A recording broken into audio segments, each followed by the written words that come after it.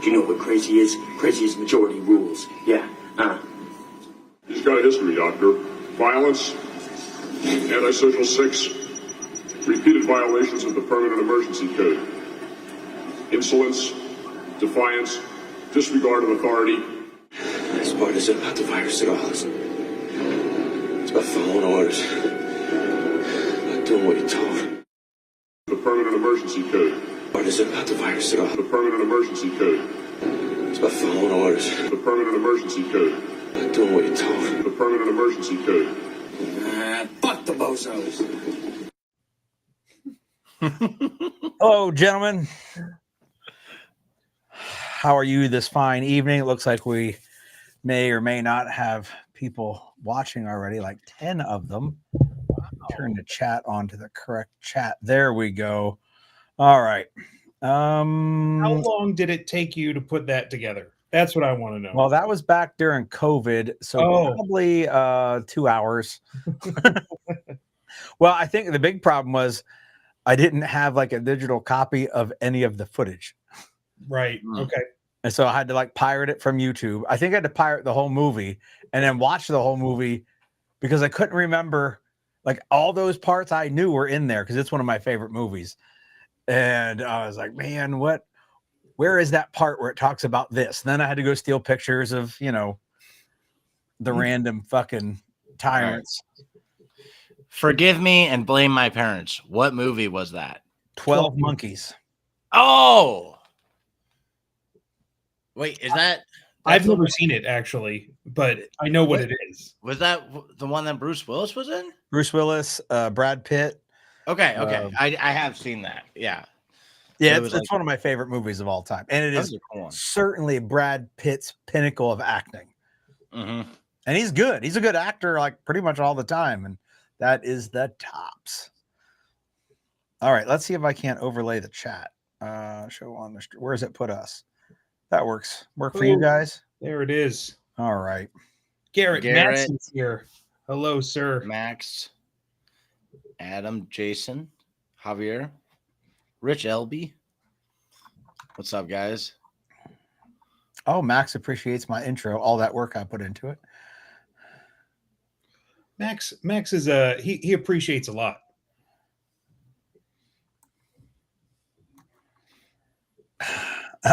Both of you had horrible childhoods. He's talking about you two. No, I saw that actually like in the past year, but it was one of those like I can't fall asleep. I'm putting a movie on movies for me, but it was good when I was watching it. I need to watch it again. We're gonna watch it again when you're up here. Good. It has some poignant moments about, well, it's about control and doing what you're told and not about the virus. Very fitting for, recent history. All right. So I should say before we get going, tonight's live chat is brought to you by Ammo Supply Warehouse, a friend of everybody in this live stream. They are located right there in the background. You can use the coupon code TREMIS10 for $10 off any order over $100. I do believe there's another coupon code about to drop right now. Bulletin 11 will save you $11 off any order over 100. There you go. And there's an even better one, but that dude ain't on the live chat tonight, so we're not giving him any props. Also, our co-sponsor tonight, located above them, 5 Rivers Armament, best gun shop in Southern PA. And if you buy a Tremis Dynamic Signature rifle, it's not Southern PA, it's Eastern. Well, it's below Interstate 80. In the Piedmont Plateau, best shop in the Piedmont. If you buy a Tremis Dynamic Signature rifle from Midwest Industries and you do the transfer at 5 Rivers, they will do the transfer for free. Likewise, when you buy that rifle, if you use the coupon code TREMIS, you can get nearly $200 off the rifle too when you buy it direct from Midwest. So there are our sponsors for this evening. All right. Anybody you guys want to give a shout out to? You might as well hijack my chat since it's on your channels as well. And if you want to say thanks to someone, here's your chance. Go for it, Yeah. Avery. Iron Pig Armament, Turtle. He's an alumni of both myself and Gary. Man, I really froze up right now. I can't even tell. No, you're good.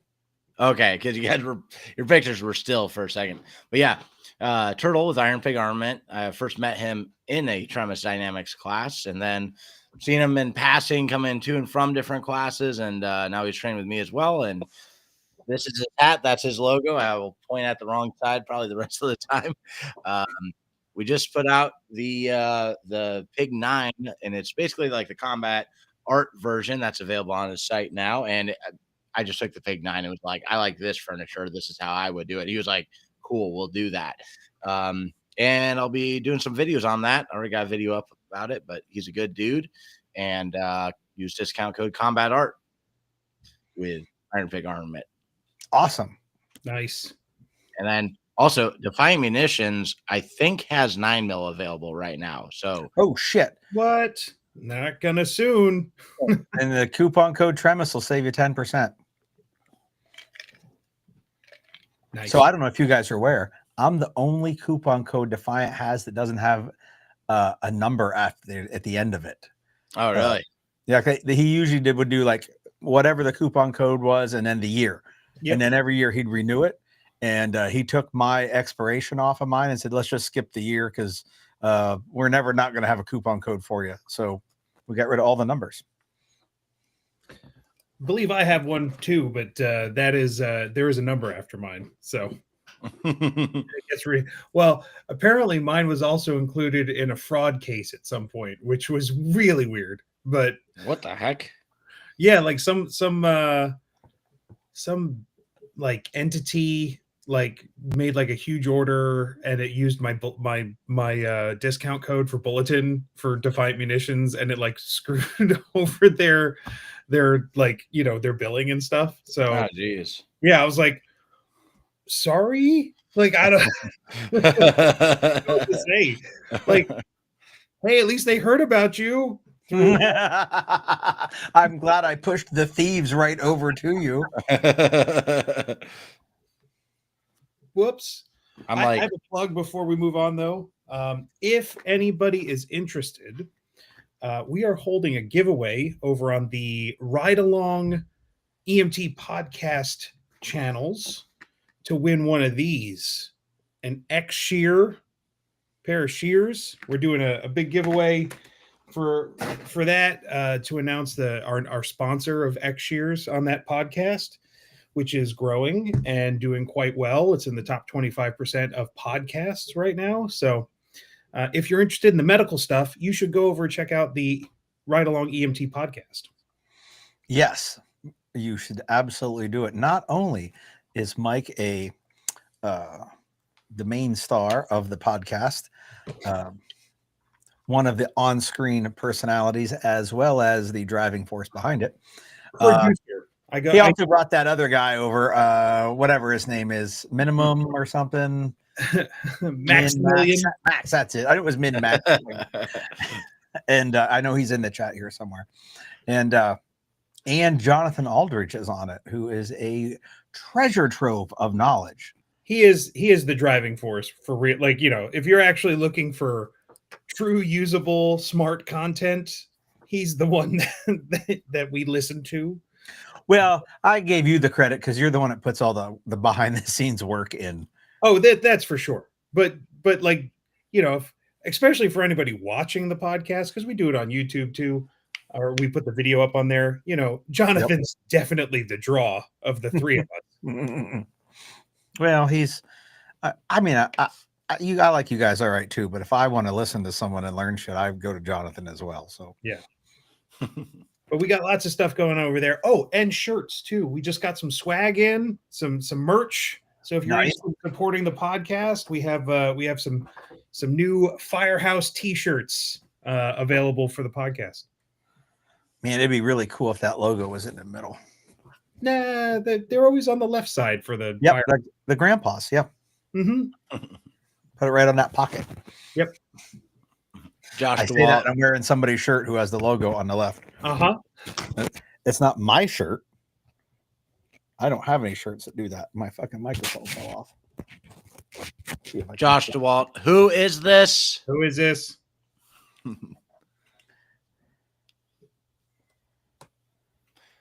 Garrett Matson is asking, do you have a practical drill that is always in your training rotation? Yes. So for me, it is a bold and cold.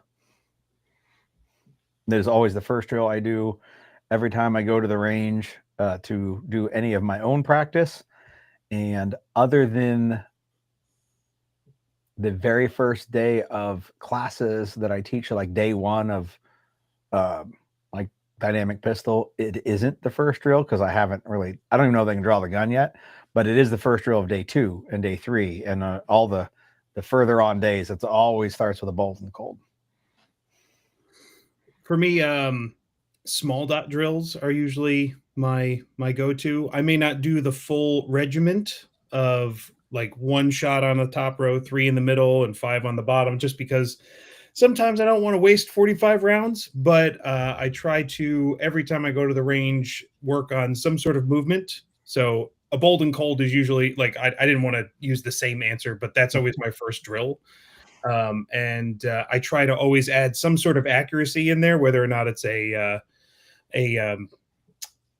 small dot drill or a samurai drill, which usually involves some accuracy in it. What is the bowling cold again? I'm trying to remember. First drill of the day, so it's cold. Explode off the X while moving laterally. Put shots in the heart of your bad guy. When your feet stop moving, a brain shot. Oh, okay. All right. Now, I like to do like 7-ish yards, 2 brain shots, and it's draw 4 diagonal movement. I like to do it to this side and then this side, and 2 brain shots. And like, not done until I've gotten good movement with 2 good brain shots. And then I like to shoot the test 10 yards, 10 rounds, 10 seconds on a B8, 2-handed, and then with each hand. Nice. I know Garrett has said very nice things about us in his comments so far. I didn't want him to think that those didn't go unnoticed, and I appreciate the kind words, good sir. Yes, me too. It's mutual. He's the best. Mm-hmm. The best what? The best student. Like he I was is. waiting to see what you were. I was putting you on the spot, so you'd be like, "I just meant like the best dude." I mean, it's so funny when like we took that Kestrel online class together, and it wasn't until later in the day when he texted me. He's like, "Dude, it was great seeing you in that Kestrel class." I'm like, "What?" I had no yeah, I mean, it was like, what is it, 60 people in that online class, and like I couldn't even see the whole list, and I didn't read all the names, and I was like, "Dude, we could finally say we've been in another class together," because I haven't seen him since like, I don't know, when I took something at tactical response like 8 years ago.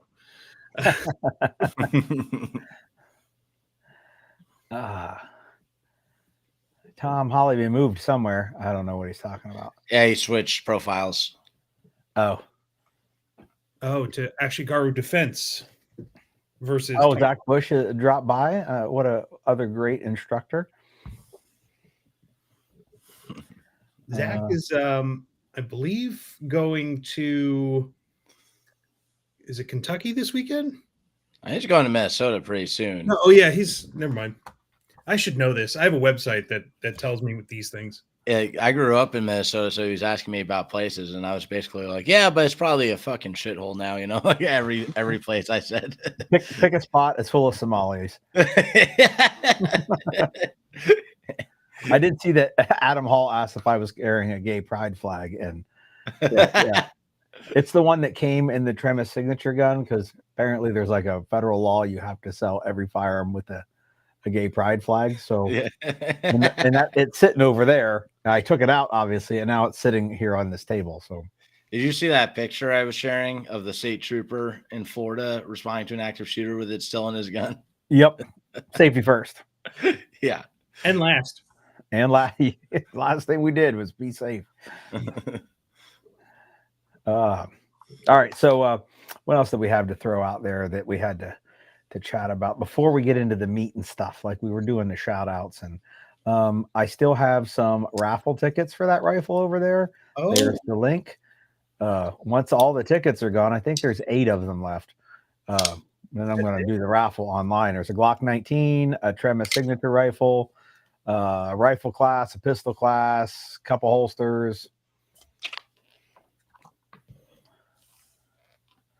Zach says no Kentucky, no more classes for 2025. Scheduling 2026 stuff now. nice. Same here. We were just Wrapping up my 2026 fucking schedule. Like there's a lot of shit like through June already up there, other than one important one, and mine will be done. Well, it's a shame that Zach isn't having more classes here, because I got to sit in, I don't think it was his inaugural, but he did a couple of modules for the active shooter stuff at the Combat Art Summit. Talk about, because that was a good time. Oh yeah. The active shooter presentations that he had were fantastic. Like they were the best active shooter things I've been in so far, because it broke it down into very simple, very clear, very poignant points about active shooters and common trends. And really, I mean, hopefully I'm not stealing any thunder from him. I hope people go see his presentations and take his active shooter course, which I'm looking forward to whenever he offers the full thing. The kind of, takeaway of you only have 30 seconds was, it just burned into my brain. Like that's it. You have 30 seconds. There are no other choices. You have to act within 30 seconds. So Zach put out some awesome stuff. Well, that's because he's pretty awesome. Yeah, I was kind of bummed out. I missed it because I was out teaching.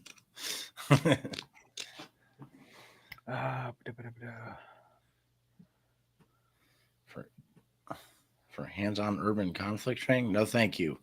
The only time I like to go north of the Mason-Dixon line is to go to PA. I can't fault you a whole lot there. All right, so I have a list of things to actually talk about. The biggest one is, and Adam Hall asked if we're getting 3 books of the week because there's 3 people on the live chat. I have my book of the week ready, so if you guys need some time to fucking hurry up and Google what you want to share, here's your chance. Or not, and whatever. But the big thing we want to talk about, and it isn't the books of the week, I wanted to give that the heads up, is that Andrew will be here shortly for some classes.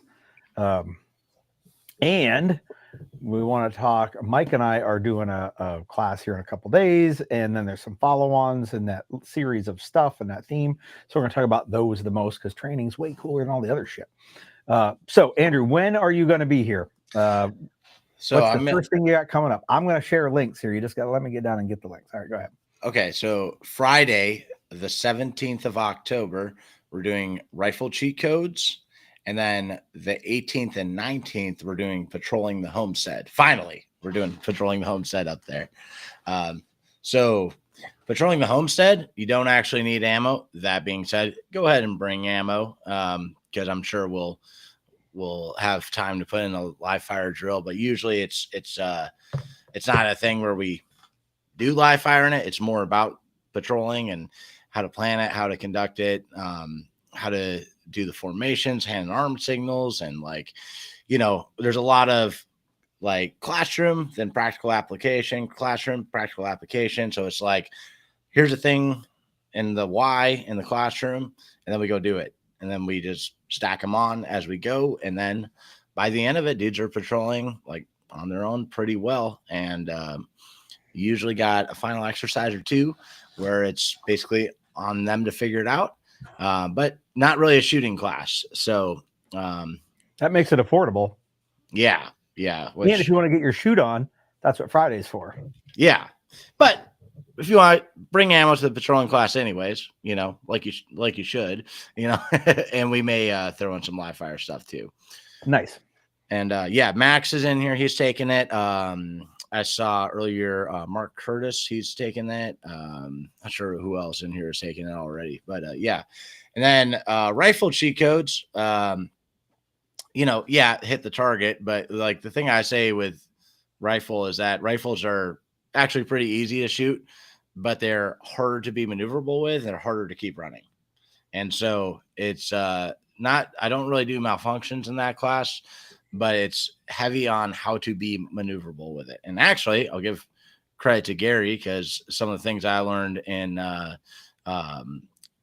dynamic rifle with him, I like kind of went full autism with, and that's what rifle cheat codes became. And I was like, Awesome. whoa, these concepts are really good. So it's kind of like if it were to like put our classes together, it'd be like mine would be like the performance augment to it. I would say is a good way to put it. Awesome.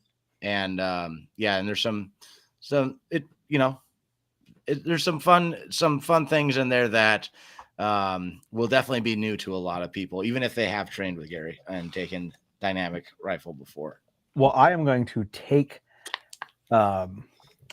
cheat codes as a regular old student and only step out of that student role if you need me to, like, hey, go watch that guy because he's unsafe, or help that girl get her gun working, please. Set that car on fire. Well, I'd like that car on fire. Oh, yeah, that actually is a plan on a thing we're we were discussing that. Yeah, lighting cars on fire was a thing. It is. When is it not? Like co-instructing. I'm gonna use these guys to help me out, and I have to look at the curriculum and figure out what spots I specifically want them to do. But I mean, also otherwise, it was like originally I wrote the whole thing, so he doesn't really need us, but I'm sure he'd like to not have to do everything the whole time. Yeah, and we offered to help. Yeah. And I think, Mike, you're going to do some GPS stuff, right? During the patrol in the homestead? Yeah. Would you throw some of that into it? I think I'm like, he may have mentioned that to everyone. I may not have mentioned that to you, Mike. Oh, okay. I think I may have talked to everyone but you about doing that. I would be happy to. Yes. Okay, cool. When I spoke for you, that's what I said as well. Because I said, hey, we're doing like some land nav stuff beforehand, and he's like, oh, like Mike could put some of that in there, and I was like, yeah, I'm sure he'd love to. And then like at that point the box was checked. Mike agreed. At least I know now, instead of like the day of, you're like, so you're going to teach that block of instruction on GPS? Sure. Hey, Garrett said pistol cheat codes is a great class, lots of great information. AAR has been done. Yeah, he has one posted. I'm actually gonna post that AAR to the page for that, so anyone who's heard about that class or taken it. Rifle cheat codes is very, very similar.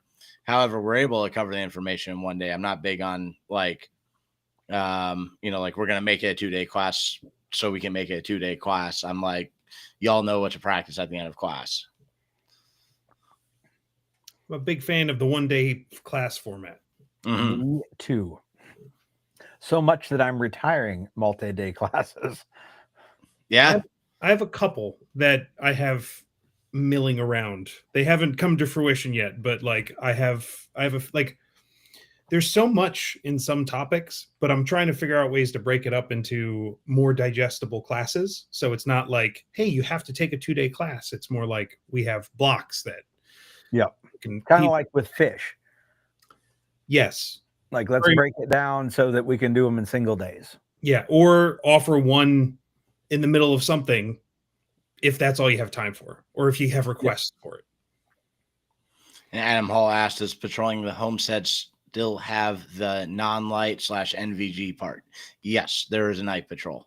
So we go late on the first day, and I'm not trying to have everyone patrol all night because I want everyone to be able to be a good student the next day and also have a good attitude the next day. So, but yeah, we do a low light patrol, and those have been pretty fun.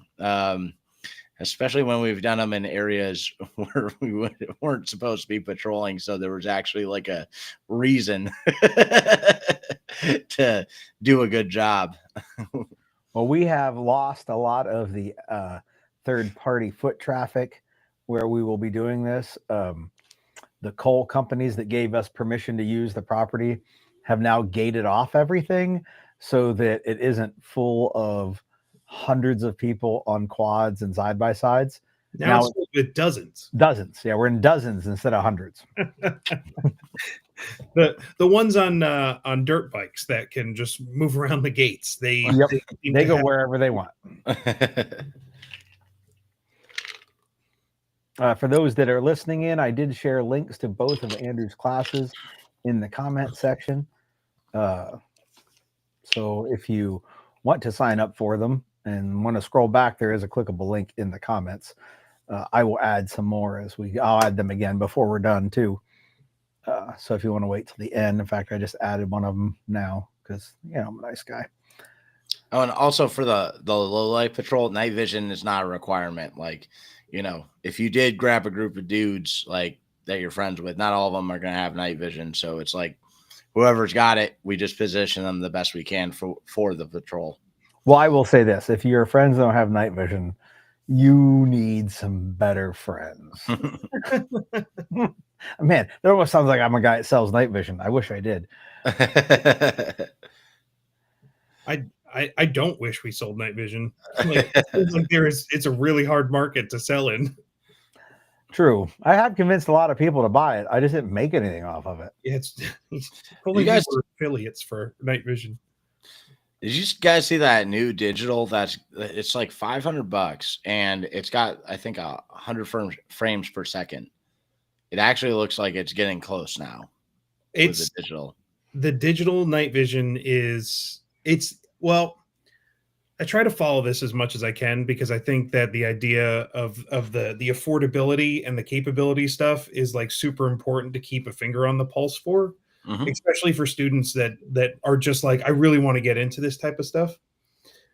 It's so close. Like I would even say, because I've tried the Opsin like from Psionics at SHOT Show, and it's really good. Like I wouldn't necessarily trust like my life to it just because I have a value set of like, I need this level of criteria, and like battery life is that level of criteria.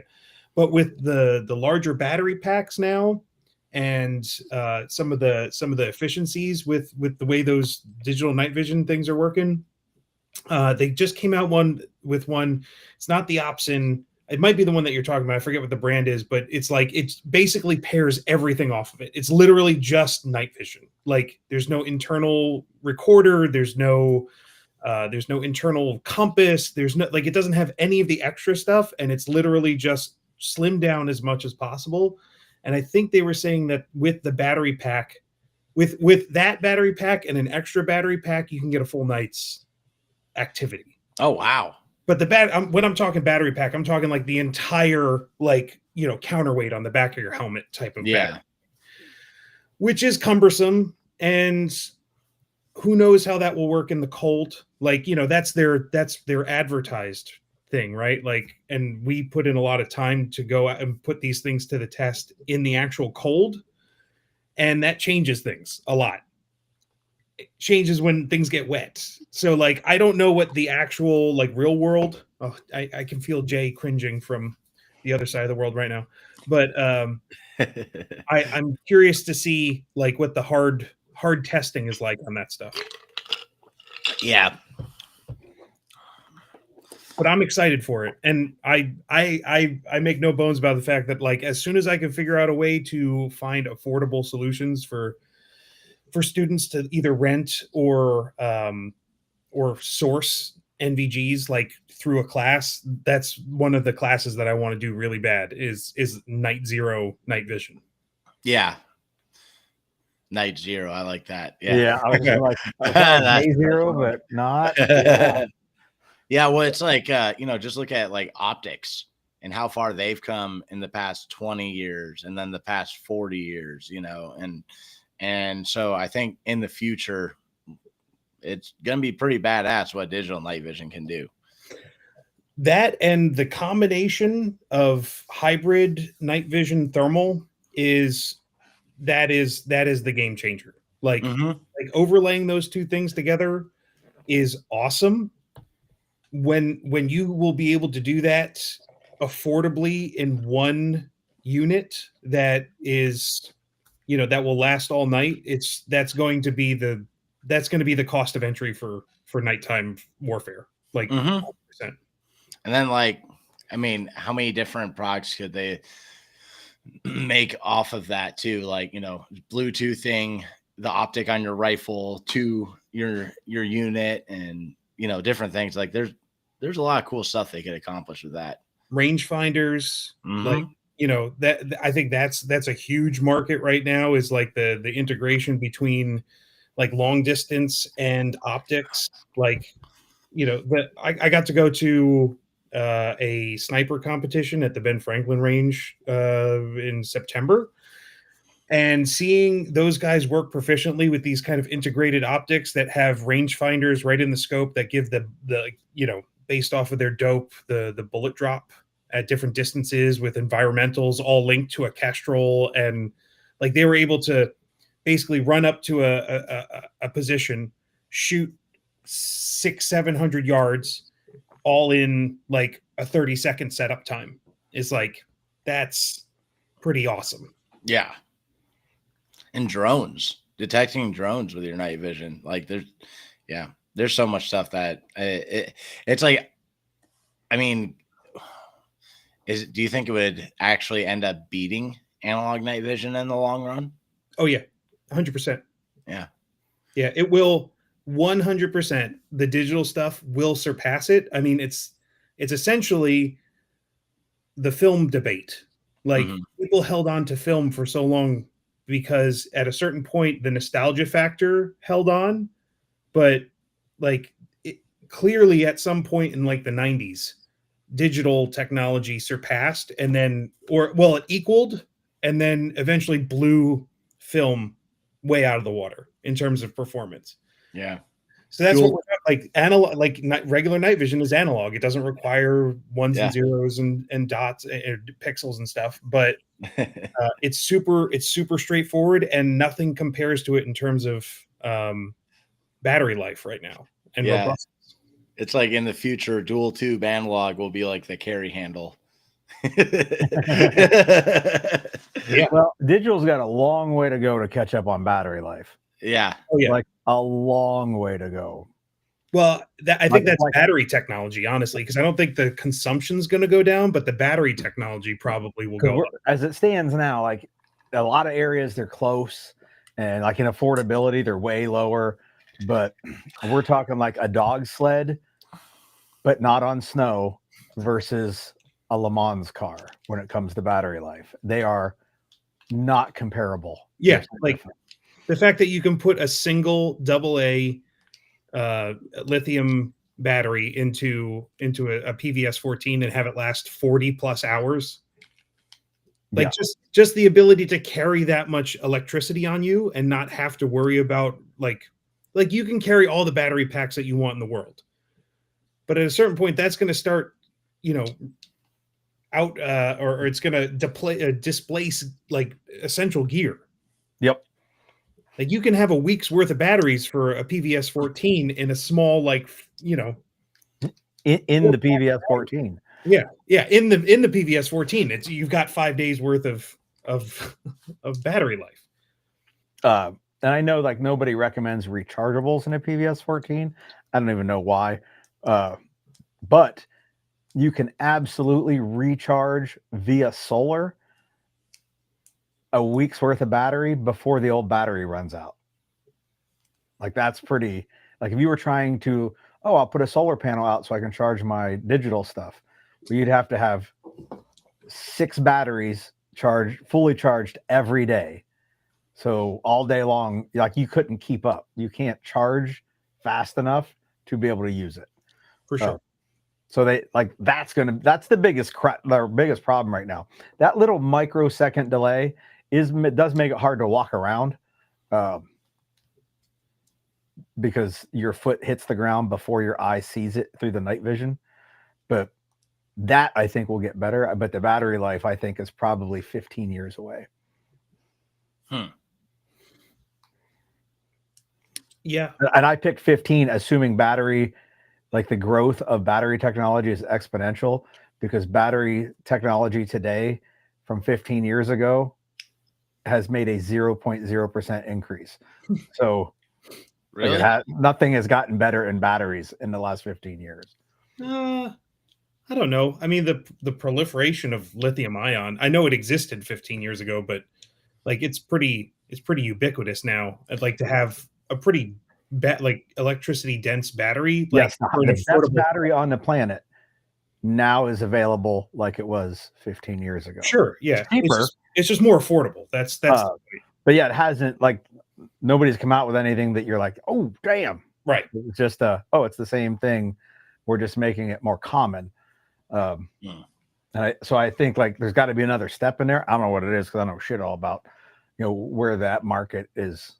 I'm sure there are electronic engineers and stuff that are like got their finger on the pulse saying, oh, the next big thing is boron batteries or whatever. But I ain't heard nothing about it, so I just assume that if that comes out today, it's going to be a while before that works its way into availability for us. Mm-hmm. Yeah, totally. Well, that was a nice segue off of anything we really were going to talk about. To answer Max's question, though, on whether or not the one I was referring to is the one they covered on T-Rex arms, yes, that's the one I was talking about. I forget what the model is, though, but he does a really good job on that channel. I'm just constantly impressed. Like the older brother. Although, is he really the older brother anymore? He's the only brother, I guess, now on T-Rex. No, I think there's like 5 of them. Oh, there? Okay. I was watching something and a video came on where people were talking about the drama at T-Rex arms. Yeah. And it was like I only watched like a few minutes of it before I could finally get over there and change it. But the drama is crazy, and I assumed T-Rex arms was going to cease to exist based off of no company has that much drama and then becomes successful or continues their success.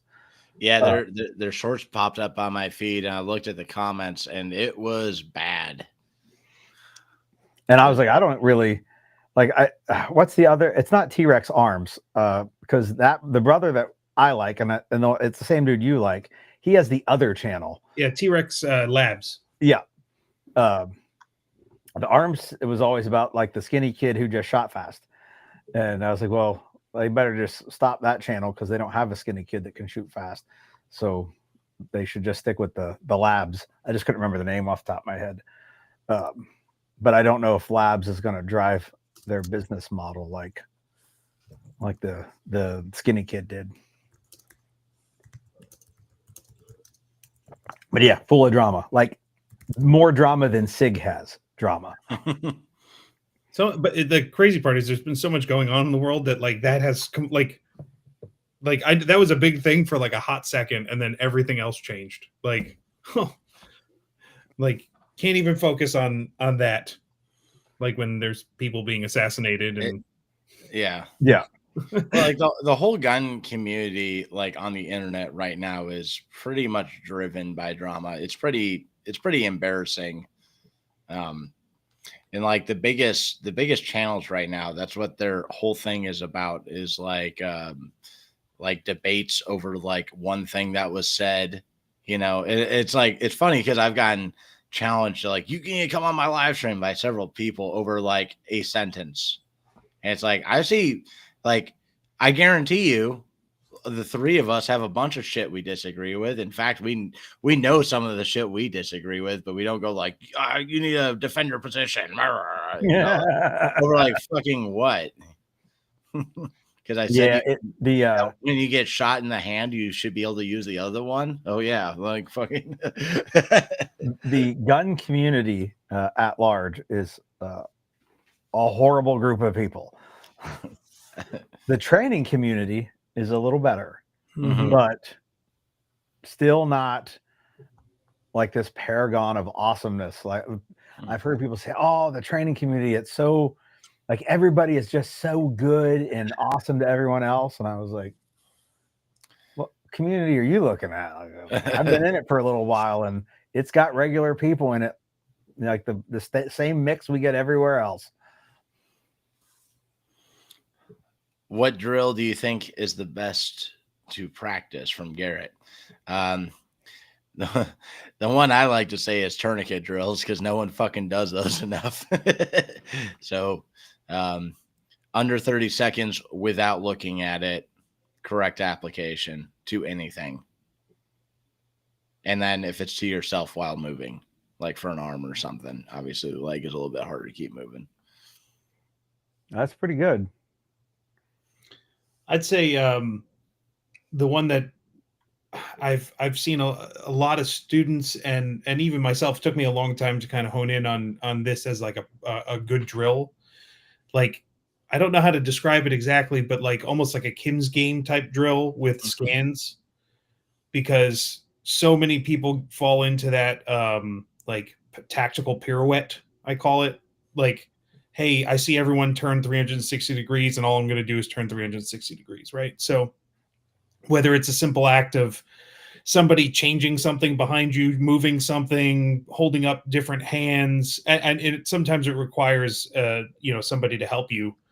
But that drill is, and it's a non-shooting drill, but it's nobody does it. Like everyone thinks that they scan, but they have such a hard time grasping the concept that they actually need to look and process what's behind them when they're fighting.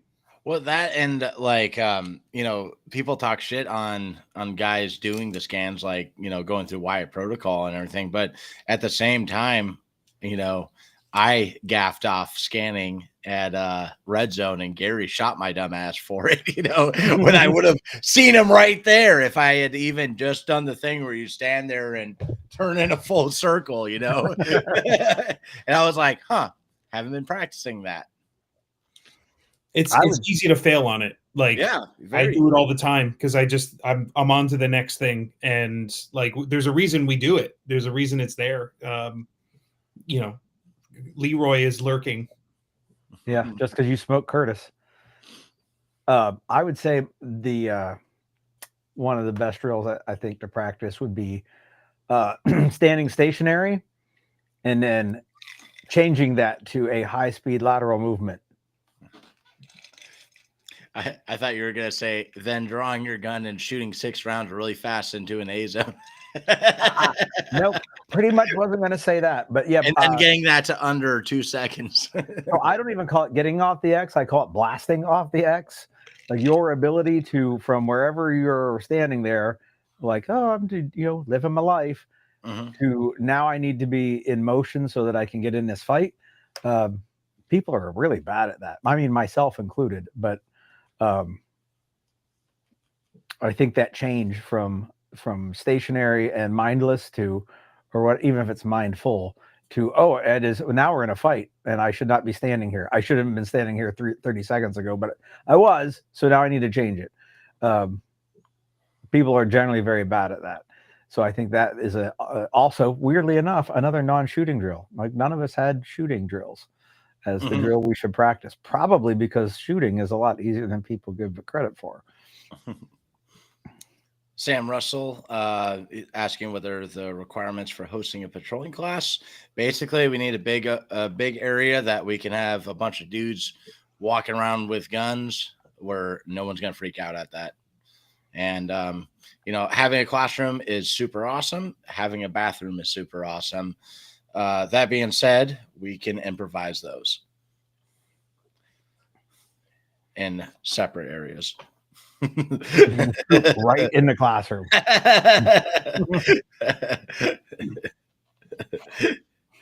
We're already degenerating.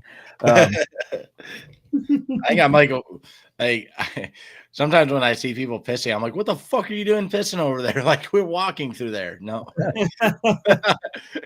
That's like one of the few times I'll reference the Marine Corps is, I don't like it when people piss in the area where we're doing stuff. I'm like, go piss over there where no one's going to be putting their shoes in hands and stuff. That actually is a block of instruction that we had in Wolverine Warfare. Mhm. Andrew Jonathan did a section on hygiene, in the field hygiene. I'd like to think the dudes we had in that class were squared away enough to know to like, not poop in between their shelters, but It's one of those things where like there is no such thing as common sense, so it should be said, and yeah. And I'm not saying anything bad about them. I'm saying we have all done retarded shit before.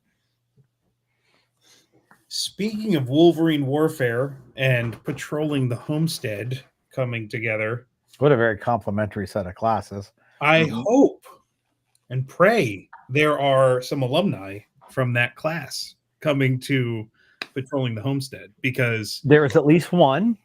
Mhm. I saw in the comments. Noah said he would be there. Max is going to be there too. Oh, good. I think. Don't quote me on it. He's got shit going on. Legitimate. Like he deserves to do whatever he needs to do. But he read me in on that last week. Yeah, like just it's rough. It's a rough spot. But like the just seeing, it's almost like patrolling with a large group of people is not an improvisational art form. Not really easy to do and figure out on the fly when it matters, right? Like you should probably practice it, maybe take some instruction a time or two from somebody who knows what they're doing. We found that out in Wolverine Warfare, and I think patrolling the homestead sounded like a wonderful class for all of those people to take prior to Wolverine Warfare. Mhm. Because I watched the clusterfuck that was patrolling. I wasn't gonna say that, but I'm just saying it would definitely benefit. I think a lot, me included, because like I don't know shit about fuck for patrolling like properly. We've kind of picked up on it a time or two because we go out and we patrol. Like sometimes you learn it by doing it, but if you don't have that at your disposal, you should probably rely on somebody teaching you how to do it. And why not both, right? So like I think that would be, I hope I will see some familiar faces there. And I know I'm going to be there diligently, even though I was one of the people that was helping facilitate and run Wolverine Warfare, I still need that. Mhm. I think everybody, I don't care if you were a LERP in Vietnam, like, hey, some more practice is never bad. So like everyone could benefit from doing it some more, especially under the watchful eye of an instructor who can say, hey, you thought you were doing this thing well and you're doing okay, but let me tell you where you can be better. Mm-hmm. Like that's what you pay an instructor to do.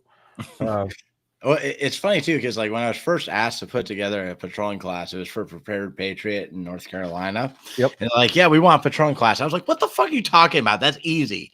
And then he was like, well, just give me like a, kind of an outline. I'm like, all right. And I'm like, all right, well, yeah, we should probably make sure we go over this. And I was like, what's that fucking acronym again? Hang on, and then I was like, and now like the handout is 19 pages long.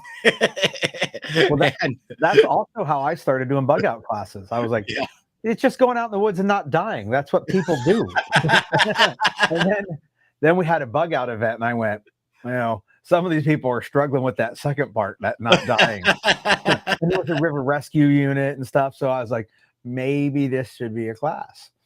And how hard can radios be, right? Like you get Yeah, that oh, yeah. thing, Push a button you and push tell the people what button you on the want. side. Like you get it from Walmart, you take it out of the package, you talk to people, right? It works across the country, like they say on the movies. like, have you ever had the experience where you're teaching people tourniquets and it turns out doctors are the worst at applying a tourniquet? I had an ER doc in class, and I was like, "Oh, like you're going to be the head medic." And he's like, "I think the paramedic should be the head medic." And I was like, "What are you talking about?" He's like, "I haven't put a tourniquet on since med school." He goes, "I've cut them off, but the put them on." And the paramedic goes, "Oh, I put on like 6 this week." And I was like, well, I guess I never really thought about that. I was like, "But wait, I do have a question, doc." I said, "How do you, keep something from bleeding, like when the dude's on the table in front of you?" And he goes, "Oh, I point at it and say, 'Nurse, hold that.'" Oh, all right. Yeah. Well, I don't have one of those. But And then you So I was like, mentioned I just need a nurse in my pocket. you mentioned LERPs in Vietnam. One thing I recommend for everyone, and especially like if you can't make the class, there's a book called Across the Fence by John Stryker Meyer. He's been on like Jocko Willink. He's been on. He's done a bunch of stuff with tactical riflemen. That book is recommended reading for the Patrolling the Homestead class, and also, like something to think about is like those dudes were in a place they shouldn't be, right? They were alone with pretty minimal radio communication, so they couldn't be picked up on. That book is fantastic. The experiences in it and the things that they learned about how they should be conducting their patrols. They talk about, doing tactical pauses like, stop, listen, look, smell, and stuff like that. Yep. And keeping dogs off their trail, like all sorts of great information. I thought it was a good book. Yeah. Is that going to be your book of the week that you recommend to Adam? Yeah, that's what I would recommend. Especially if you guys are taking this class, I would definitely recommend it. And it's also on Audible if you're like me and can't look at a book and stay focused. I have it on my Kindle. It is so there's a digital version as well. I think everything has a digital version. There's also like, if you're ever looking for a book and you can't find it on Audible, look for it on YouTube, because a lot of people have just opened it up and read it for a video. Like Unintended Consequences has that. There's a bunch of anime pictures over it, but it's a dude reading the book. Is it a bunch of like tentacle porn? Because the guy that wrote Unintended Consequences has a big rape fetish. Really? The book is a rape book. Like it's just a rape book with some old guns in it too.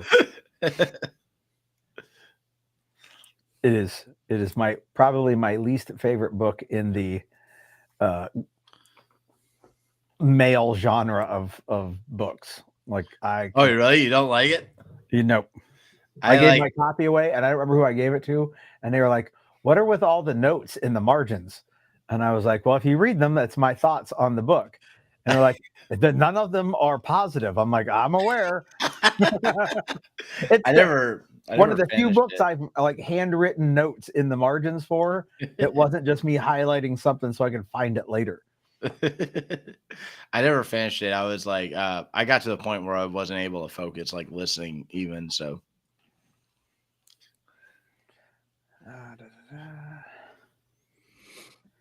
I have a non-tactical oriented book that I just finished that I'm super I love the book. It's called Lights and Sirens by an author named Kevin Grange, about his it's his memoirs about going through paramedic school in Los Angeles and basically doing his preceptorship, or is it preceptorship or internship, whatever they call it, when they have to go out in the field for like 4 months or whatever.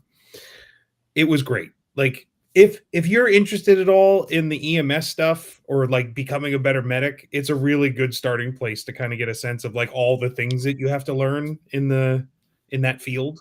But I'm like full on EMS world right now. Like I can't help it. Like I'm immersed. Well, you should be. You should be. Like you're going through the training, like it should be at the forefront of what you're doing. It is. So I'm actively trying to make sure I'm like listening or reading books that are in that, like, even if it's for a fun read. I actually moved on to his second book. It's called Wild Rescues. After he finished his internship, he went and became a national park ranger paramedic, which is very much like, man, if I could do it all over again, I would love to go be a park ranger saving people out in like the most beautiful places on earth. Like that sounds pretty awesome. Yeah, but you might also get attacked by skinwalkers all the time. Well, you know what? You could sometimes get attacked by skinwalkers just here in the regular part of the world too. Yeah, but would you do that in like the Appalachian Mountains? Would you do it there? I love the outdoors so much that I would jump at the chance if I could make it work with family and like have a sense of stability with like the life that I've created so far, to like do it in really anywhere where I could just be in a role that's like. I hope everybody on this particular live chat would do that in the Appalachian Mountains because, well, we're all going to be patrolling the Appalachian Mountains in 10 days. Right. Oh, wait, I guess it goes through. I was talking about in the South, though. Like, oh, it's the same mountain. No one talks about like the scary Appalachian Mountains in PA. I never heard about that. I didn't even realize it went up there. Were the scary things in the mountains of PA. Yeah. It goes all the way up to Maine, I believe. Yeah. Yeah, all the way up to Maine. To Catadon. Yeah. Well, I guess while we were on the books, I can give out my book of the week as well. I've used this book before, but I thought it was very relevant to shit that's coming up class-wise. Why won't that let me copy the... I guess I'll just do it this way with the old Control-C, Control-V. So I'll share a link because I was prepared. And it's an associate link. So if anyone buys the book, you know. But we're going back to Essential Wilderness Navigation by Craig Caudill. I think it was the first book of the week I ever did. But with the land nav class coming up in 3 days, it seemed like it tied in real well. It's one of my favorite. I think it's one of the most well-written. It's not even just instructional, just well-written books in general. He is a joy to read. Yes. He's also a joy to talk to. Oh, I'm really hoping we make this class happen. We have it on the books. Like, everyone clear your calendars, keep a save the date on there. We're bringing them out here in May. Is it on his website? Is there a spot I can sign up like right now? No. So that's what I'm working on right now, is making sure that because I was going to share the link. I know. There will be a giant announcement as soon as he gives me the like, yes, it's live. I have it on the website, and it's like, apparently he's busy too. So yeah, May 2nd, May 1st through 3rd is like the tentative date to bring him up and have him teach his survival course. So that is probably the only class I'm going to take next year as a student. So it needs to happen so that I don't have to find something else to take. Right. Yeah. Because I want to take that. I'm super psyched for it. And the fact that Craig was interested in jumping on and bringing it up here. And because he's like, yeah, I loved teaching in PA when I went up to Sugarloaf. What God, was that 4 years ago, 3 years ago? Yeah. What was he came twice in 1 year? I think so. They were pretty short succession. Yeah, a couple months apart, because we did the tracking class and it was awesome for a 1-day tracking class. And he said they're normally 2 days, but he was teaching for Fieldcraft. Like subcontracted from by them. And they wanted a day of tracking and a day of land nav. And then he came back and did the same thing again, like a day of tracking and a day of land nav. So when he came back, we went and did the land nav because we already took the tracking, and I felt bad. I actually felt during the intros, like hours later, kind of shitty because it was like, oh, tell us who you are, what you do, why you're here. And I said, I paid $200 because I just wanted to hear Craig talk for another day, which kind of diminished the fact that he had a lot of great information to put out about land navs. But it didn't really matter what the class he was teaching. I was going to pay $200 and go take it. So I felt like I was like kind of poo-pooing his ability to teach navigation, and I was like, no, like it wasn't meant that way. But then I thought maybe it came across that way, and I'm such an idiot. And I mean, nothing came across as bad as Justin saying that his favorite pizza topping were cheese, like that he didn't like any. And I was like, all right, so that dude's a retard. I just am the guy who's an asshole.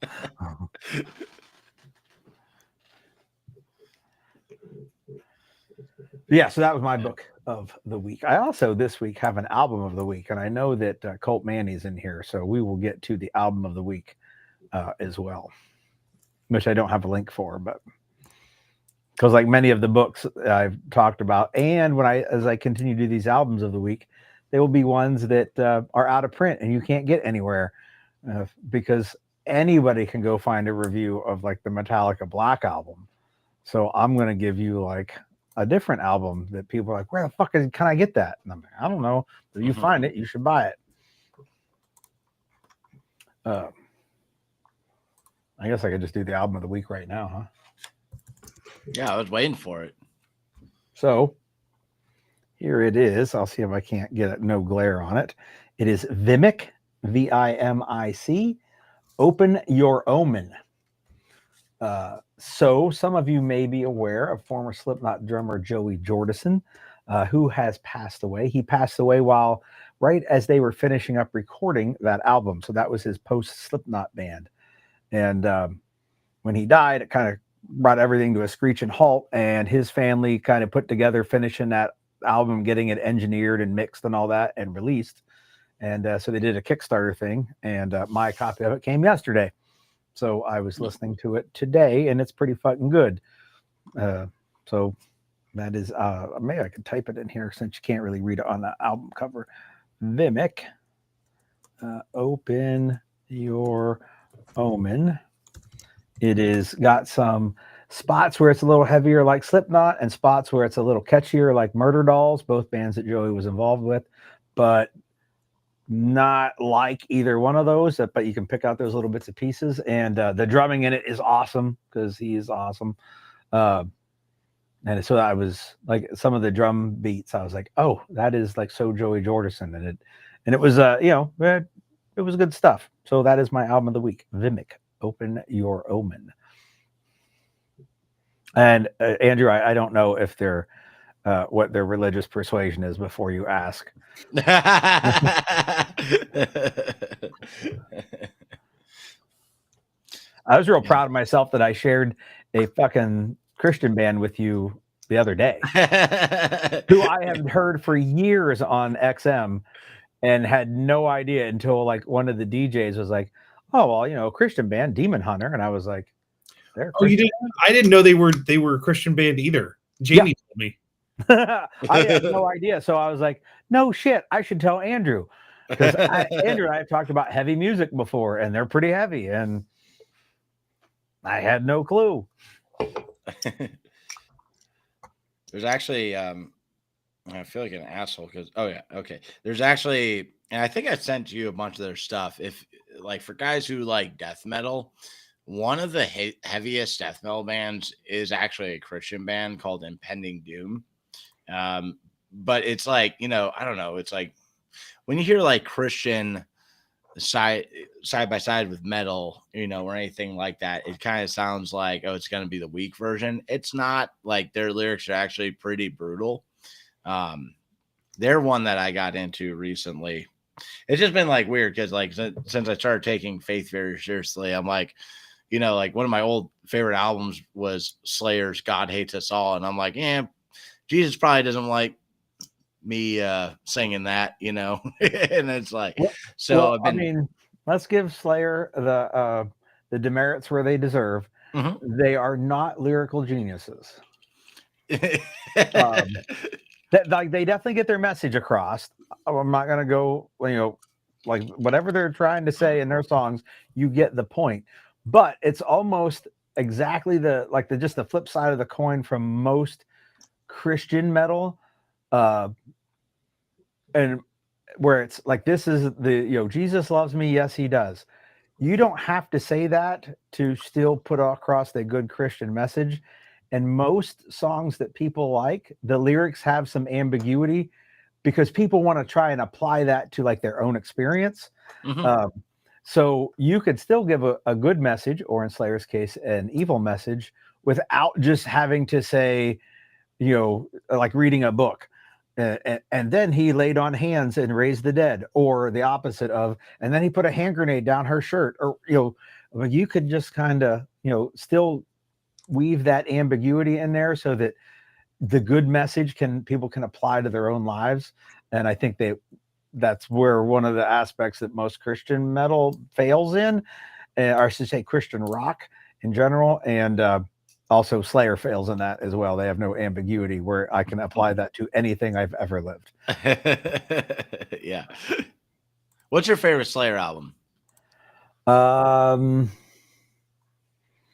Probably Seasons in the Abyss. Yep. Good, correct answer. All right. Now, Mike, your answer. Obviously, it's going to be Seasons in the Abyss. Is that there what we go. I right. never listen to Slayer. Boo! I love their logo, but good answer. Almost. Really? You like their logo, like from a graphic artist perspective? It's great. Yeah, like it's got, if I remember correctly, it's got like very straight lined, like like that. There's nothing curved. It's just a bunch of straight lines overlaid to look like letters. They're like this will be a good logo that people could carve with a blade into other stuff later. It does do that very well. Yeah. Sometimes it's not about, like, I don't know. I've got a pretty evolved view of aesthetics, like, being in an industry where I have to evaluate things based off of not personal, like, I can say, ooh, that really tickles my fancy, or versus like in my head, I can see the Slayer typography. So that to me says it's successful. Right. Yeah. Now, not the picture, but does anyone know what band I copied for my logo? That is the Microsoft Office band called Impact. Right. No. that is the font, but I copied it from a band. Gary, do you know? That is Public Enemy. Oh, they might use it, but no, I don't really know much Public Enemy stuff. I only like Stormtroopers of Death. Dying Fetus. I was listening to a lot of Dying Fetus at the time when I drew my logo. And they went to just a straight up, like they used to have the crazy death metal, lines. And then they just made it impact font. And I was like, that is so fucking hard like that. And then it has such an impact. But that was there's this YouTube channel called the Punk Rock MBA, and he came out with a t-shirt and it just said like edgy. It was a t-shirt in impact font. It just said like edgy lyrics in impact font, and it was like that was on the t-shirt just to make fun of all the deathcore shirts that came out in the early 2000s. And I was like, okay, that's kind of funny, and it kind of trolls my logo. I wanted to make a Tremis Dynamic shirt at one point that looked like all the death metal logos, where it was like a pile of sticks just landed on the ground. And I was like, well, that's too hard for me to do. And then I just abandoned that whole plan. I'm surprised I didn't get a call. Well, when I first thought about it, it was before you had done any artwork for me. So, and I was wrong. It wasn't. What did I say before? The rap band. It was NWA. NWA, straight out of Compton. It looks like it's got that kind of like sans serif black and white font. Oh, he's using big artsy words now. Yeah, words have meaning. What are your favorite rappers? Gary's cringing at that question. Does Faith No More count? Does it? No. On the Real Thing album, he raps some of those lyrics. I mean, this is super cliche, I guess, because I'm white, but I do enjoy Eminem Yeah. on occasion. Like, rap's not my thing, but the angry white guy, phase of my life in the late '90s, high schoolish, like his stuff, like it resonated. Same thing. Does Kid Rock count? Is he's like a rap rocker, right? I think I don't know. Can I pick Limp Bizkit? Maybe. That's Man, rap. I guess, but I'm like thinking a dude who just does rap. That's what I'm more thinking of. But if you just don't listen to guys who just do rap, then I get it. Yeah, it wasn't really ever my. I have a hard time listening to music that doesn't have a lot of guitar in it. Mm-hmm. And things that I listen to that aren't guitar centric are still strings, lots of strings. So like when people are like, oh, what about like more classic music, like like hard rock days? And I was like, oh yeah, I like some classic old things, but I don't like horns, but if it's got strings in it, I still dig it. And unfortunately, rap doesn't have any stringed instruments. And they'll do like string synths sometimes pretty well. Mine is Dolph, though, young Dolph, but he's dead now, which sucks. What about? I was talking with Gary about it. I've been on a Mastodon kick lately. Are you into Mastodon at all, Mike? Not really. No, I think you would like them for their singing because you like singing. I've heard of them, and I'm pretty sure. I can think of. Here's one of the things about me that I just wish wasn't true. Like I listen to music, but I have a absolutely terrible retention with like knowing who it is. I'll remember it and I'll be like, oh yeah, I like that song, but it's just I can't retain it. It's like names for me. I can't I'll meet somebody a million times and I'll still have to ask them their name. And it drives me nuts, but that's how my brain works at this point. So I try to find hacks around it. But the music stuff, it's just never I never focused on it. Some things it's just not my but I love music. I love playing it and playing guitar and my hack is to become obsessive, which I know is going to shock you entirely that I got obsessive over something. Yeah. But I was having this discussion with Benjamin yesterday when Toxicity came out from System of a Down. Like I bought it the day it was released, and for 7 months, I did not hear another CD. Like at no point was there any other music I played than that one album over. And I was driving 20 hours a week, like a 10-hour ride to New England and on Sundays and a 10-hour ride back on Fridays. And that whole 10 hours was that album over and over again for 7 months. Does it drive you guys nuts if if your wife has the music on shuffle and you go to play an album or someone does that, where it's like, the next song on that album and it doesn't play the correct next song? Before I started I would say before I started listening to Sirius, yes. Like the last note of one song, my mind started playing the next note of the next song. If we're talking general shuffle, like, hey, I'm going to throw the iPod on. iPod. Jeez, No, I'm talking for an album. Okay, so if the shuffle's on for an album, no go. Like it needs to be in the order that it was produced. Like if it's just the album, if it's an artist, like if I'm listening to Metallica, I will put on Metallica Shuffle and just listen to all the Metallica songs because I don't need to hear all of them like in order. Because sometimes I don't know. So listening to a single album can get a little bit much, but sometimes I don't want to go outside of like a particular artist. So I love listening to Metallica and I'll be like, oh yeah, cool. Kill 'Em All. And then, Black Album and Reload. And I like going back and forth between those, but Yeah, it's like the album was designed to be played in order. Yes. Don't fuck with that. I have found like I too love listening to Metallica, and like I'll throw on whatever something from Ride the Lightning, and then I'm like, oh, you know what? Now I just want to hear all of Ride the Lightning. Yep. And I don't want to switch to Injustice for All until I'm done with Ride the Lightning. I'll do that. Yeah, for sure. All right, And then when I get to Injustice for All, I usually I'll hit play, Blackened will play, and then I'll go back and start Blackened over and listen to it twice. Yep. And then the song Injustice for All will play, and I'll go back and listen to it twice. And I'm like, I just needed some more of that. It wasn't enough, which is weird because all those songs are like 11 minutes long. And then when it gets to Harvester of Sorrow, I'll play that like 7 times, and then I'll move on to the Shortest Straw and et cetera, et cetera.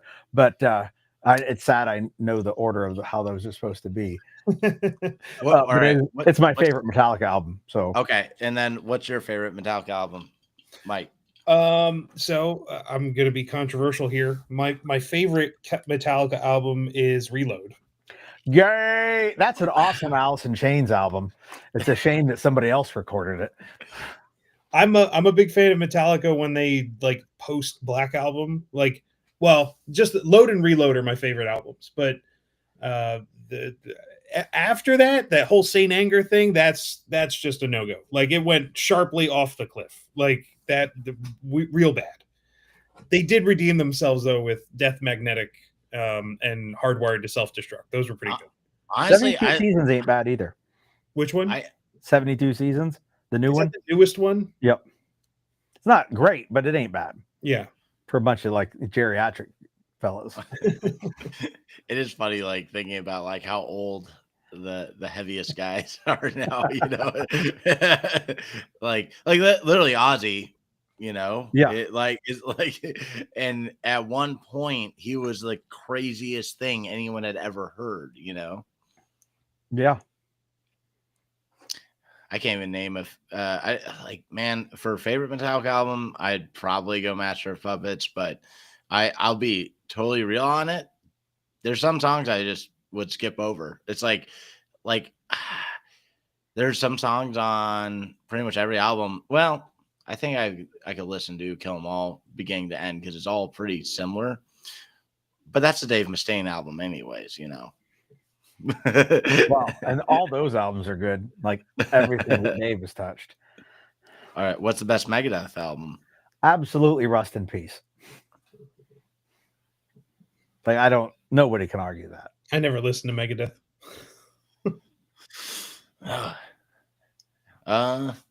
Yeah, I think I agree with Gary. Although I don't know the earlier ones, I don't know. It's hard. Cells. Love Peace Cells. Yeah. And I like. It wasn't until Countdown to Extinction that Dave Mustaine said, "Hey, we're going to have verses and choruses," because prior to that, like on the first 4 albums, there were verses, and that was it.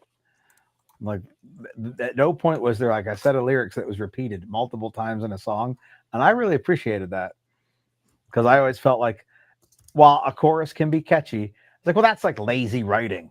They just went back to that same part again. Okay. I will say Megadeth is bar none the best visual branding of any band. Like I love all the Megadeth albums. Never listened to them, but like I mean, from an art standpoint, I love all those. Dude, you would be well served to just listen to Megadeth albums and just start at the first one and continue on. Yeah, I'm sure I would, especially as I get older, there's things where I'm like, I just haven't listened. Like I never gave that thing enough time. But now I'm also at the point where I'm like, I already like what I like. Is there an album for you guys that like the first time you heard it, you didn't like it, and now you do like it, but it took you like 10 years to like it? There's got to be something that fits that for me. For me, it was Wrath by Lamb of God. It took me forever to like it. And it was mostly because the guitar tone was like, I don't know, it wasn't the same, like kind of like how after God Hates Us All, Slayer's guitar tone, like that was like the top tone they ever had. And then when the next album, Christ Illusions, the tone was just different. Like the songs were like the guitar and shit was all good. It was just the tone had changed. And it was like they were trying to make it more clear. Like I swear to God, there was a period of time where people were like, no, we got to push mids in the mix. And it ruined guitar tone. It's like, you saw what Dime did, right? Like, just fucking copy that, everyone. Well, if everyone could, they would have. Well, it's not that hard. Just go with mids. Well, he also ran, did not run tube amps. They were all solid state, and nobody wanted to not have a tube amp. Yeah, that's true. And you know what's interesting is like you look at all the different movements in metal music, and you're like, hey, this is the new thing, and then everybody kind of does whatever that new thing is. And then Dimebag said, hey, this is a new way to play guitar, and here we are 35 years later, and nobody else does it. Yeah, well, I think the tone, I mean, I don't know. His tone he always had a unique tone. The style, you couldn't like there was too much mojo in his style to truly copy. Whereas like you get there's some 41 songs that you can totally tell are ripping off Metallica, you know. But I don't know, is there an album that took you forever to like? An album, probably End of Heartache by Killswitch. Like when I was younger, I did not like heavy. Like that wasn't my thing. Like screaming. Like I grew up on Billy Joel, man. Like that's my jam. Like I love me some Billy Joel, and hell, even Elton John, and like, you know, kind of like that soft rock. That's what my mom listened to. So I loved all that stuff.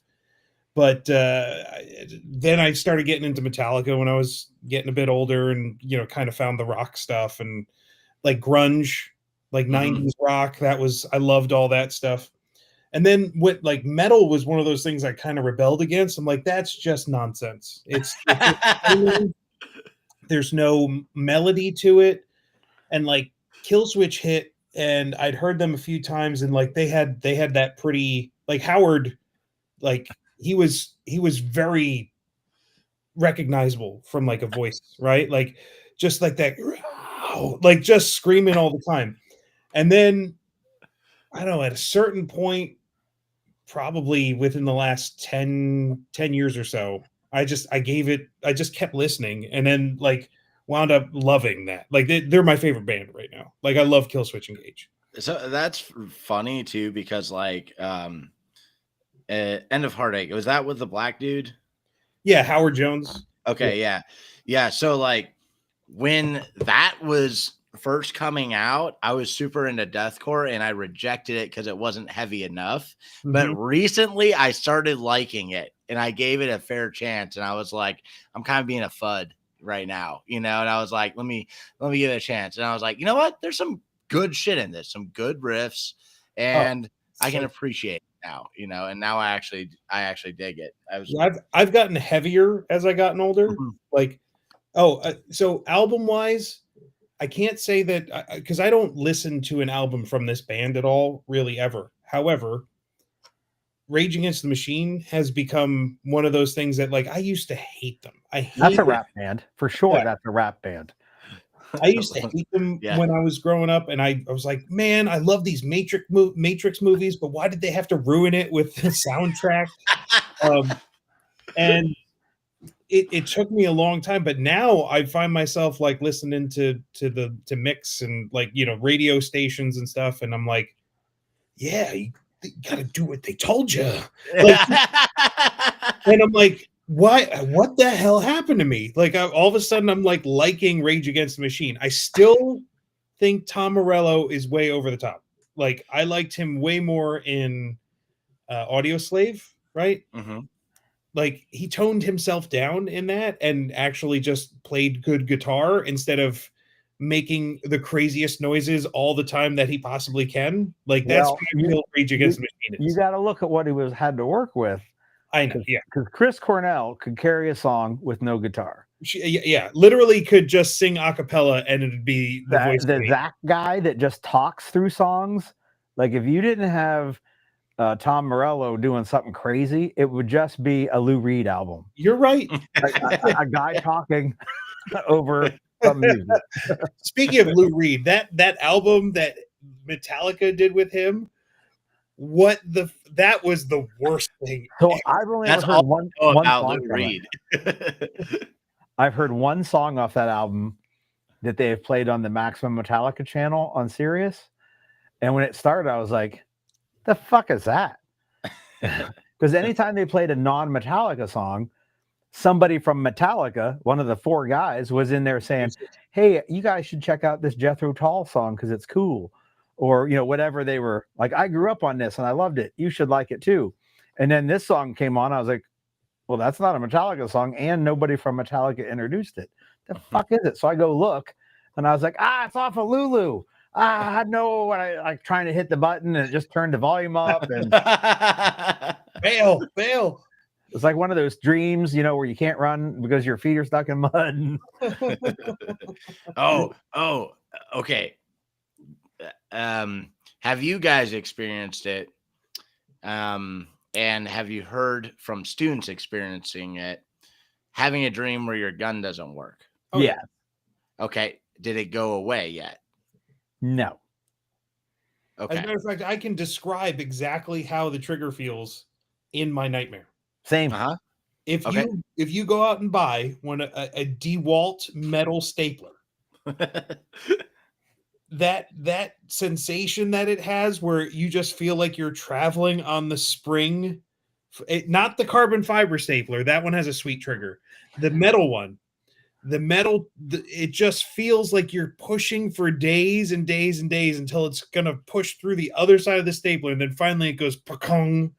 But like that sensation of just mashing on that thing and having all the travel, that's exactly what it feels like in every one of my nightmares. Mm-hmm. Yeah, mine is super heavy, and like in my dream I'll push it and nothing will happen. Like it's got to go further, and I end up like pointing into the back of the gun, like trying to get it to go that little bit more, and it still won't go. Yep. So I used to. All right, now I'll preface this saying, like, I don't think like you guys would have been way better off. Like right now, you guys right now in my position when I got in my first gunfight, you guys would do way better. So I'm not like being like I got in a gunfight. I don't fucking care about that. But after I had my first gunfight, then my gun worked in my dreams. And so talking with other people about this, I have heard from one guy who said after he took the fight, his gun worked in his dreams. So potentially after force on force. But for me, it was after my gun, or actually after being in an actual gunfight, then my gun worked. But before that, either the gun fell apart as I'm trying to shoot the guy, or nothing was happening. Or one time it felt exactly like this toy gun I had when I was a kid that shot out like a little BB, but it was like a $5 toy. It wasn't even an airsoft gun. And it went into the guy and a little bit of blood came out. And he went, the fuck is that? And I was like, and I did more. Nothing worked.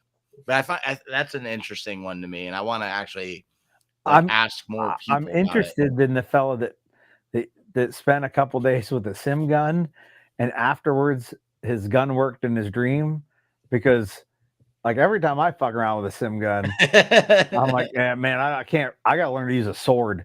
These guns never work. Yeah.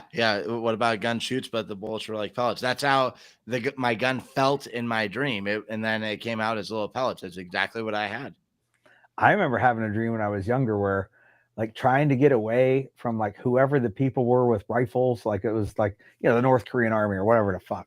And I crawled into a tank and was like, aha, they won't be able to just shoot me dead, and I can drive this out of here. And instead of a steering wheel or any type of levers, it was a pile of rubber bands, and you had to know how to pull them and twist them to make the tank go. I woke up in a fucking like cold sweat.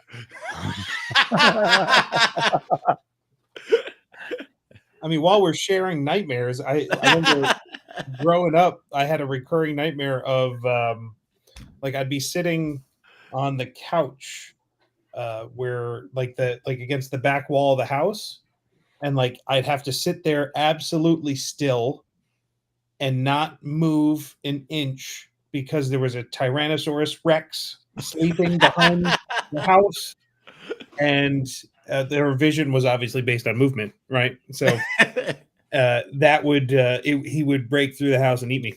So Was this just like post lunch Jurassic ladies. Park? it was 100% post Jurassic Park, which I saw when I was 10 years old. My dad took me to the movies and I ran out screaming. Not a proud moment, but hey, you know what? I was 10. Dude, when I was a kid, Signs came out, and Yep. my mom was like, "Hey, I'm gonna take you to the movies." And I'm like, "What movie?" And she's like, "Oh, it's like an alien movie." I'm like, "That's scary as hell." No. And she's like, "No, we're gonna go see the movie." So we went and saw it. Obviously, fingers under the door, plus thing walking past trauma. Dude, when Joaquin Phoenix was in the closet and he jumped back Yeah. in real life, like I watched it as an adult, like on DVD, and I jumped back and was like, "How did he do that? That fucker!" But then when we got back from the movie theater, all the lights were off in the house. My stepdad's car was at the house, and I'm walking through, and I'm like, a fucking alien's about to jump out.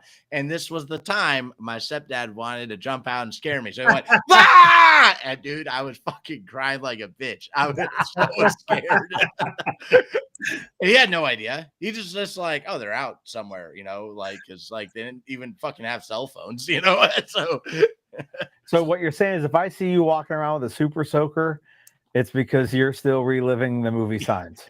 Possible attachments. I got a Pig 9 with a super soaker mounted under the barrel. Harry, side note, we need to figure out how to put some crop circles in Mount Carmel. Yeah, well, we're heading out there this weekend, so maybe we should leave a couple. Well, I have a different theory on aliens now. I don't think I should get into it on the live stream, but not after an hour and a half. Not I know. I will be out there all day Friday putting up control points. Okay, sweet. For land nav. This one, notice it has the ammo supply warehouse is one of the codes that you would find on it. It also has a dick on the back. I don't know if you can see that. And there it shows up. That little guy. Peter McDickens, that's what I like to call that little fella. Well, we should mention the nav class. Well, that was one of it was on my notes way back in the beginning, and we just blew right past an hour and a half ago when we started this thing. But yeah, navigation dynamics, right? Yes, happening this week. This weekend in Mount Carmel. I'm sure for all the 4 people that are still listening, who probably just forgot to close their browser window. I've been telling everyone if they sign up for this class, I will throw in day 3 navigation, which isn't until November, but I will throw it in for free. It's the best deal you could possibly imagine. Like, no ammo cost, life skill. Like, hey, you don't even need gear. I look like we'll loan you compasses and protractors. Like you get a set of protractors in the class, so. Right? It's essentially like, in my opinion, on the same level as swimming. Like you should know how to do this, like to live your life, right? Just in case, because you may not want to go swimming, you may not want to find yourself lost in the woods, but you should really, know how to do both. No cost. 3 days of instruction for $200. Like it's a ripoff for us. Like it we're getting sure is. I'm not denying that. We're getting hosed. But we just need people to come do stuff and train, because that's really hard lately. Yeah, and the people are like, it's so expensive. Money is so tight. All right, how about 3 days of training for $200? And there's no consumable cost. Like, I don't know what else to do to make it cost less. The thing is, I have a theory, and it's not, cost is often associated with a hard thing that it's definitive, right? You can't argue with it. Now, I'm not saying cost isn't the factor or kind of like the end result, but I think really it's time, which often translates to money, right? Like, Yeah. oh, if I go take this class, I can't use my time to then make money, which I need for the other things, right? Yep.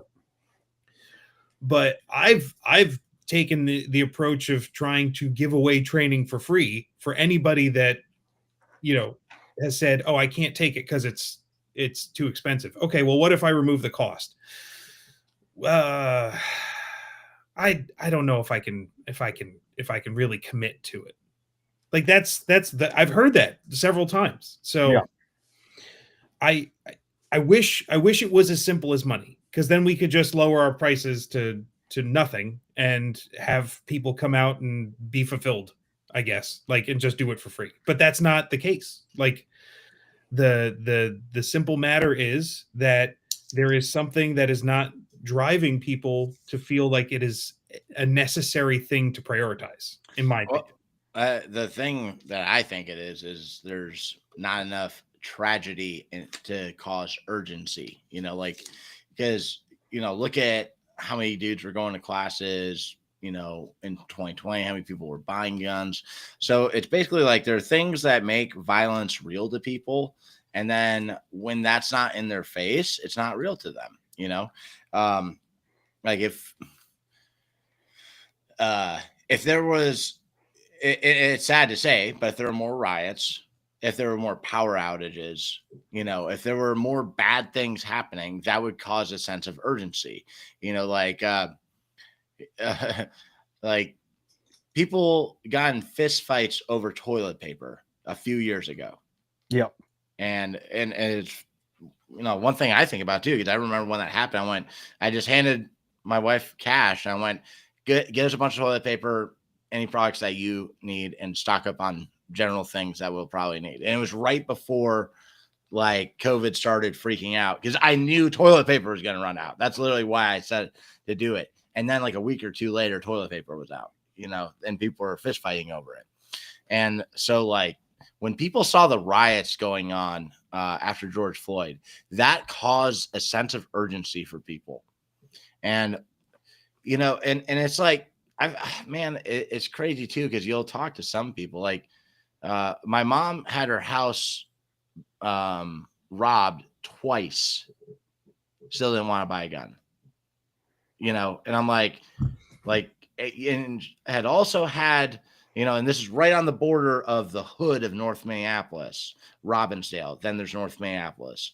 And so literally like when I did a ride along, we went from my house down the block, less than 6 blocks, and they were arresting a dude for murder, right? And, had people casing the house, like knocking on the door, and then when they see someone coming, then they run away, they're like, and been broken into twice. Still no urgency to take violence seriously, so sometimes it takes like more. And we can also think about, sometimes it's a tragic event that happens, but it's kind of like, what reality are people living in? Because if they're living in right now, things are calm, then they don't feel that sense of urgency.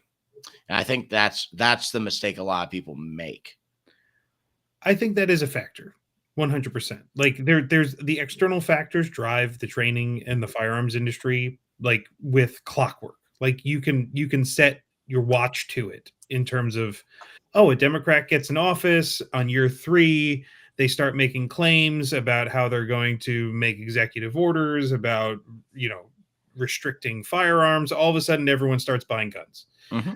Oh, well, we have some sort of domestic disturbance. They start deploying National Guard troops. All of a sudden, everybody cares about training, right? Mm-hmm. Those things we can't control. My question is, and I was trying to have this conversation with a group of people earlier, and I really like it is so good to have like groups that you can talk to. It's like, how do we make people value that sense of community, because in my opinion, that's really what people were looking for. They felt scared. And the thing that drew them together was people. That's why people train. Or let's put it this way. That's why people come back to training. The first class I have not been able to unlock. Like that is, some magical formula that, like, I think the best person to ever do it was James Yeager, in terms of putting himself out there and giving information and having a certain magnetism that made people think, right? So that aside, forget the new people thing for right now. Why aren't people coming back to training? Well, I don't know if it's because the community is drifting apart, or if the community is drifting apart because people aren't coming around training.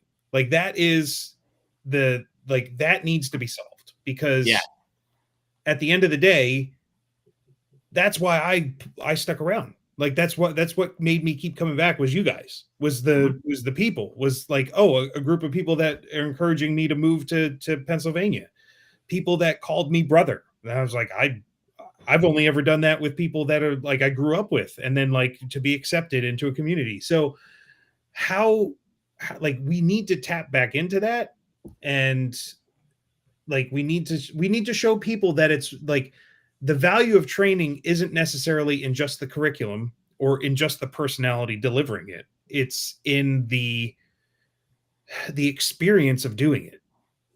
People don't have that anymore. They don't get a sense that it's worth their time. I want to crack that like no other. Like that is the thing.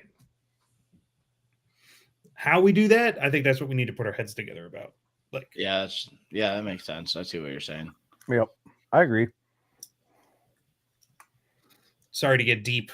It's okay. Well, somebody had to get deep at some point and not just talk about Slayer albums. Yeah, like almost 2 hours now, so like we got to punch out of here sooner or later. So we had to get like something quality in the middle of this. A little gem for the people that stick around to the end. We should put a coupon code in there too. Yeah. I don't know for what. I don't have one ready, but whatever. But we got, I mean, there's training opportunities coming, like low cost, or as it's as affordable and as attainable and available than I have ever seen it here in Pennsylvania. So at least we're doing that. Like the fact that we have trainers coming up here, the fact that like classes cost less than they did 4 or 5 years ago. There's a plethora of it here. So the options are endless. It's just figuring out what we can do to motivate people.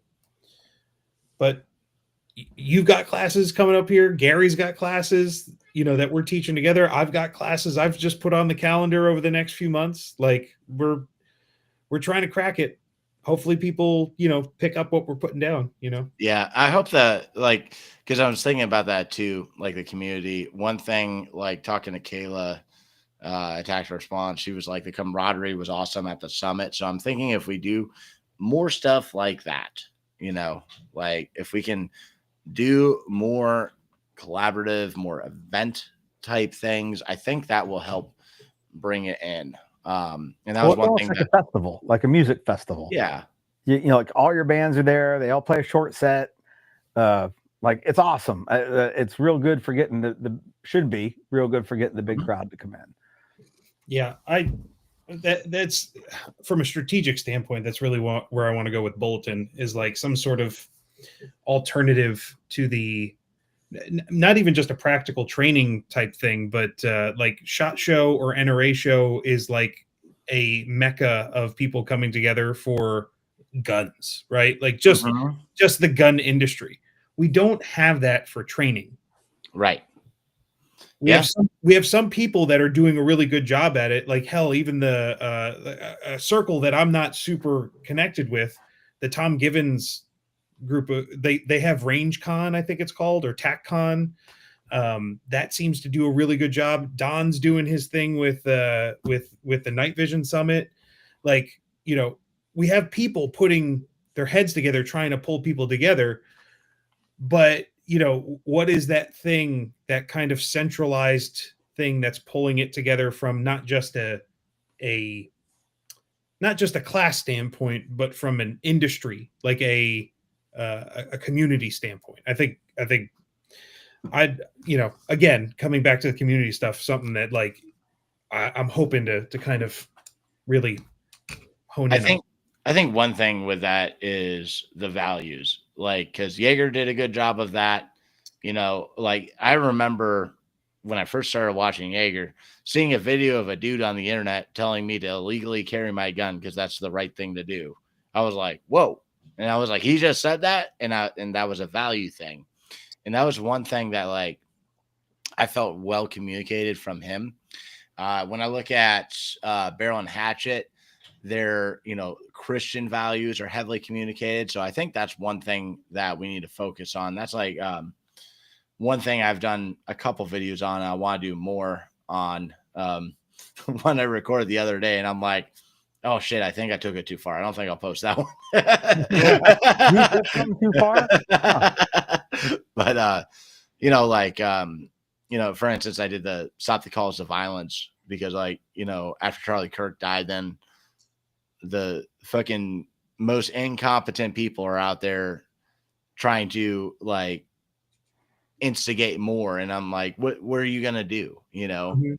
Like what's your plan? Are you going to go shoot all the Democrats? That's your fucking plan, and so communicating values, pointing out like the wrong things that are happening as far as like culturally, and being like, this is not right, that's not what we should be doing, and giving a good direction on what we should be doing, because there's lots of values we all share, but like how well do we communicate that to the general public? And I think that's one big thing that is probably the thing that will make people want to come in as like new people too. Very well could be. We've seen that, with speaking truth and being, and being charismatic and telling it like it is. Like that resonates with a lot of people. Mm-hmm. Oh, quick question, because I got a comment. I blocked the dude because I don't argue with people in the comments anymore. You both carry SIGs, right? Yes. Yep. Okay. Would you agree that if you suck at shooting a Glock, that just means you suck at shooting? Yes. Yeah. Sure. Nobody dislikes Okay. Glock more than me. I shoot a Glock fine. Yeah, I had to think about it for a second. I mean, like, we literally did a drill 2 days ago where like we were running a Viceroy at the master class, and my SIG ran dry, and instead of running back to my car to start stuffing mags in the middle of a drill, somebody handed me a Glock. I'm like, okay, so I just run over and did the thing, put the thing on the thing, do the thing. Like, Okay. yeah, you like, it's, I don't need my gun. Yeah. I need a gun. Yeah. I used to tell people when they talked about like, what they needed to do to their gun. Well, I changed this and I like it better with that, or whatever, whatever their thing was. My argument or my dialogue with them, I guess, was I will take your advice when you can shoot your gun, or whatever you do to it, better than I can shoot your gun. And you just hand it to me and I'll shoot it better than you. When that doesn't happen, now we can start talking about what you like with your guns. Yeah. I had done a video being like, all the people who say that Glocks are hard to shoot, they just suck at shooting. That's all it is. And that guy was like, well, I have friends that can shoot 1911s and 320s and blah, blah, blah, but they struggle with a Glock. So you're wrong. I'm like, no, that doesn't make me fucking wrong. All right. I struggle with a Glock. I struggle to like the gun I'm shooting, but I don't struggle with shooting it. Yeah, like if you're like, because, well, you shouldn't, like, we can't discount the idea that comfortability is a huge factor in performance. Right? Yeah, sure. We're not talking about like actual ergonomic comfortability. I'm talking about like anxiety comfortable, like, am I comfortable shooting this thing? That is a performance enhancing thing when you give somebody the comfort factor of, yes, you can do this. And if that gun does it for them, well, they're looking at the wrong thing to gain that comfort, but it doesn't mean that it's not working for them. Unfortunately, it means that they've also now skewed their perception of what is influencing them. Their confidence is being raised by their capability, not the item. They're just attributing it to the wrong thing. Right. Like there is definitely a psychological thing going on there, and it isn't, oh, when I have this one thing, I get this bonus from the psychological bonus. It's no, when you don't have that thing, you have a psychological negative to everything else. Exactly. You don't get a bonus from psychology, but you can certainly get a penalty from psychology. So guys are like, I can't shoot this thing or that caliber or whatever. That's just them hurting themselves when they don't have that one thing that they're talking about. Mm-hmm. That one thing isn't actually any better. It's just everything else is worse because they force that inside their head. They're too emotional. Mm-hmm. Oh, guys with guns are emotional. Who knew? They certainly are very tender. Yeah. One could say they often get triggered. All right. What else we got to talk about? We're 2 hours in. I figured I'd add the triggered guy up there in the corner. Because I'm tying up my wife's bedroom here. Yeah. I'm tired. I'm ready to go. Yeah, I'm ready to go. All right. So there you go. A bunch of classes coming up. There are links in the descriptions and like a bunch of different stuff was going across the bottom of the ticker tape. And Andrew will be here in a little over a week. And Mike and I are going to be teaching in a couple of days. So we all should get out there and come hang out in Mount Carmel with all of us. Get some training and stuff. You should check out all the classes that we're teaching at bulletin.net. I should have a link for that somewhere too. Yeah. Yeah. I got a video I'm going to be posting with the bulletin guys shortly. What's that? I have a video I'm going to be posting on my channel with. Oh, right. Yeah, from the guys from bulletin. Ago. Yeah. I remember once Andrew took a class from me and he said, him and Jay were in the class. He goes, we're going to film an after action review like Wednesday. And I was like, cool. That was like 2.5 years ago. That's Jay's fault. It is easy to blame Jay. All right. So I guess that's a good wrap up for us all. And all you guys that hung out, stayed here the whole time. Yes. Thanks so much for. Thank you, Jason. He's awesome. Jason Hedrick is pretty cool. All right. So you all take it easy out there and we'll see you in a week. Hey, if Andrew gets here in time, he can do the live stream from here with us. But if he doesn't, he's not in town in time, then man, whatever. Fuck it. Yeah. I'm thinking I'm going to leave Tuesday. So I'm going to try to. Oh, sweet. Yeah. Ashley didn't realize it was a 2-day drive. And I'm like, yeah. She's like, what? I thought, I'll be like, you need to look at the map. You need a land navigation class. Not the driver. Like, yeah. I've driven from Orlando to Williamsport, which is a little further away than I am, straight, and it was horrific. And 22 hours of being in the car, it was not doable. It never happened again. Andrew, all you have to do is tell Ashley that like the rest of all the drive is like Kentucky. Like mountains, there's roads, it's not flat like Florida. She'll be like, oh, you know what? Take as much time as you need. All right, so that's that. And for everybody watching, take it easy, and we'll see you later.